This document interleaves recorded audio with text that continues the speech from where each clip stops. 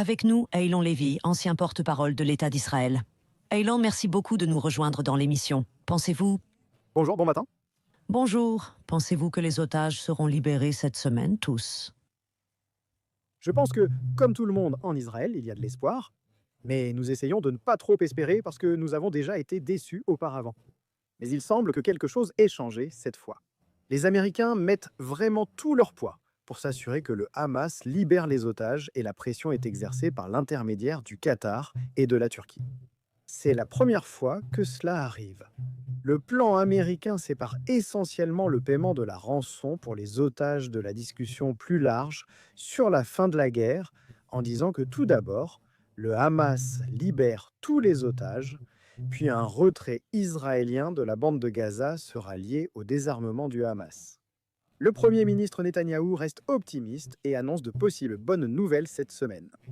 Le secrétaire d'État Marco Rubio indique que 90% des conditions sont acceptées. Seule la logistique reste à régler. Nous savons à qui nous avons affaire. Un groupe djihadiste barbare qui retient ses otages dans des conditions inhumaines pour s'en servir comme assurance durant la guerre qu'ils ont déclenchée. Et je pense que personne ne serait surpris si le Hamas a certaines rues aux sournoises de dernière minute. Votre ligne est juste un peu brouillée. J'espère qu'on va la récupérer et que vous pouvez entendre ma question, Eylon. Mais M. Netanyahou, dont les critiques, y compris certaines familles d'otages, ont dit qu'il avait déjà retardé des accords de paix par le passé pour des raisons politiques internes. Ils ont dit que c'était pour garder le pouvoir. Pensez-vous qu'il respectera cet accord? Parce que on aurait dit qu'il y avait été un peu poussé lors de cette conférence de presse avec Donald Trump. Il y a 2 ans, Israël vise, depuis que le Hamas a lancé la guerre il y a 2 ans, à évincer le Hamas du pouvoir pour éviter d'autres conflits similaires et à libérer les otages. Israël subit de fortes pressions pour payer une rançon afin de libérer les otages, ce qui maintiendrait le Hamas au pouvoir, avec ses tunnels et roquettes, prêts pour une nouvelle attaque comme celle du 7 octobre que nous commémorerons demain, 2 ans après.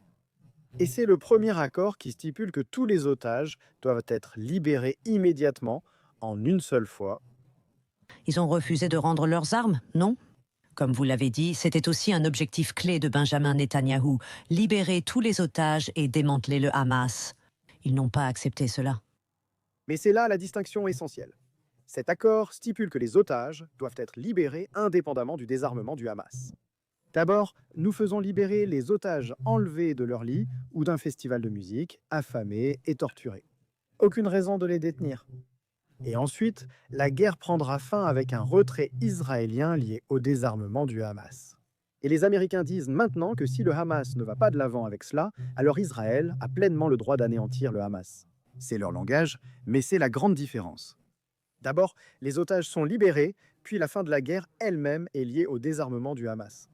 Et le plan dit essentiellement que soit le Hamas se démantèle lui-même, soit Israël devra aller de l'avant et le démanteler, parce que cette guerre ne peut pas se terminer tant que le Hamas contrôle encore ses tunnels, ses roquettes et l'armée terroriste qui a commis ces atrocités. Un autre aspect de ce plan concerne aussi la voie vers un État palestinien. Comment cela s'accorde-t-il avec le refus de ce gouvernement d'une solution à 2 États? Le plan du président Trump n'exige pas 2 États, mais reste ouvert à cette possibilité. Il laisse aussi la porte ouverte à de nombreuses options sur la forme que prendra la paix une fois le Hamas écarté.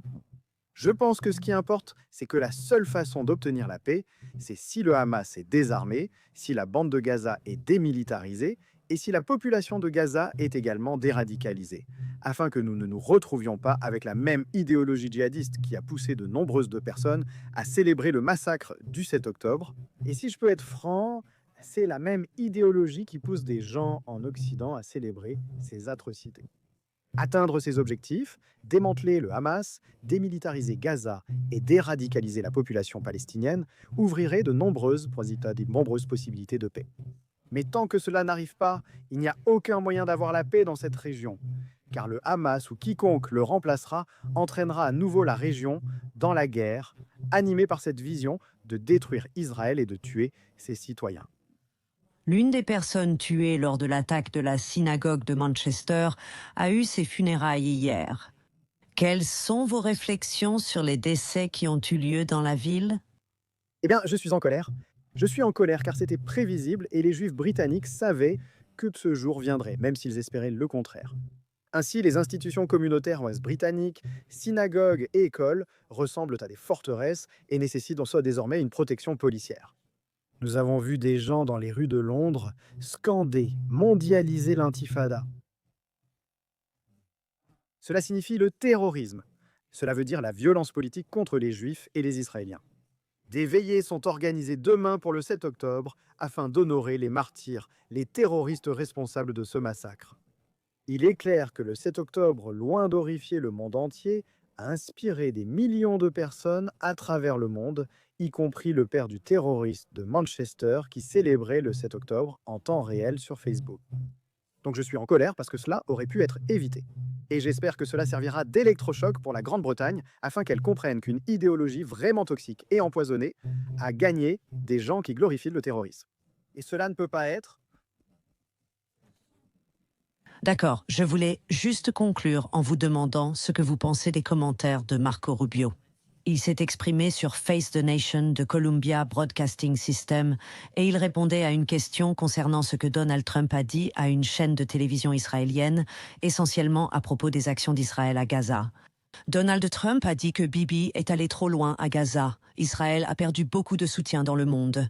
Je vais rétablir tout ce soutien. Marco Rubio a déclaré que ce soit justifié ou non, on ne peut ignorer l'impact sur la position mondiale d'Israël. Est-ce que tu acceptes cela? Le 7 octobre, ils ont perdu leur sang-froid et voulaient finir la guerre alors que le Hamas dirigeait toujours. On croit à tort qu'après le massacre du 7 octobre, Israël a eu un soutien universel. Ce n'est pas vrai. Je veux dire, vous êtes au nord de la frontière, en Irlande. L'Irlande a demandé un cessez-le-feu à 15 heures le 7 octobre, ce qui aurait permis au Hamas de garder le contrôle des villages conquis, où il massacrait des familles israéliennes. Je vous demande simplement en général. Si vous pensez de façon générale, désolé, si vous pouviez simplement répondre à la question, pensez-vous honnêtement que la position d'Israël dans le monde a été diminuée à cause de ses actions à Gaza? Oui ou non? La position d'Israël dans le monde a absolument été diminuée parce qu'elle mène une guerre contre un régime terroriste barbare qu'elle considère comme une menace existentielle, et d'autres pays dans le monde veulent que cela disparaisse. Cela a entraîné l'extrémisme et la violence dans leurs rues. Ils veulent que la guerre cesse. Malgré les efforts d'Israël pour cibler les terroristes du Hamas opérant en zone urbaine et dans des tunnels, et malgré ses tentatives de protéger les civils, cela a nui à la compréhension internationale d'Israël. Et j'espère que lorsque cette guerre prendra fin, avec le Hamas retiré du pouvoir et tous les otages ramenés chez eux, Israël pourra reprendre un rôle plein et productif au sein de la communauté des nations. Ravi de vous avoir parlé, Eylon Lévy, ancien porte-parole de l'État d'Israël.